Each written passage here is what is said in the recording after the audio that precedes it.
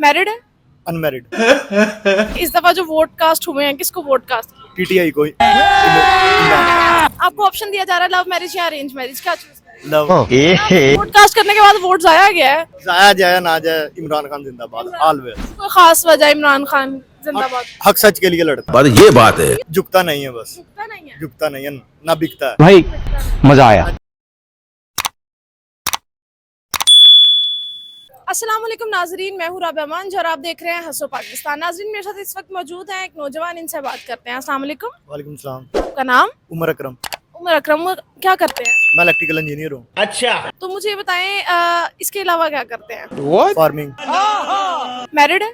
Unmarried. अच्छा, अगर आपको लेट सपोज आपकी शादी की बात चल रही है, आपको ऑप्शन दिया जा रहा है लव मैरिज या अरेंज मैरिज, क्या चूज करें? लव। वो क्यों? कुछ भी क्योंकि ऑलरेडी बात हुई है मेरी। बहुत तेज हो रहा है, बहुत जी, जी। तेज हो रहा है। कितने साल हो गए आपके रिलेशन? तकरीबन 4 साल। कास्ट है out of caste? Out of caste. फारिग टाइम में और क्या कर लेते हैं? पोइट्री या सिंगिंग कुछ? नहीं कुछ नहीं बस। सिर्फ जॉब और जॉब से घर। अच्छा मुझे ये बताएं, आपने इस दफा जो वोट कास्ट हुए हैं किसको वोट कास्ट? टीटीआई को।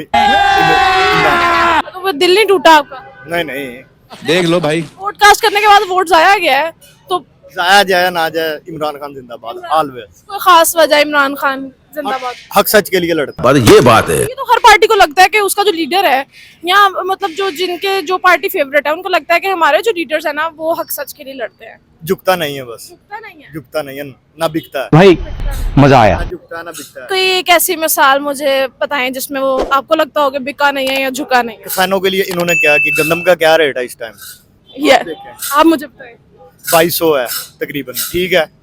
और जो इमरान खान के दौर में था वो 4000 था तकरीबन। जिम्मेदारों को फायदा था। अब इवन के जिम्मेदार कुछ भी नहीं कर सकते पाकिस्तान में। इकोनॉमी बहुत जिम्मेदारों की लो हुई है, रेट नहीं है इनके पास। तो आपको ये नहीं लगता कि मतलब इमरान खान का एक दावा था कि जो यूथ है या यंग जनरेशन है वो भूखी नहीं मरेगी, उनके एडमिशन सबसे ज्यादा होंगे, उनको जॉब सबसे ज्यादा मिलेंगी, तो उन 3 सालों में आपको नहीं लगता कि जॉब रेट्स लो गए हैं, जॉब्स कम हो गई हैं? नहीं मैडम, मैं खुद इंजीनियर हूँ, सही है ना? तो जॉब रेट नहीं लो गई,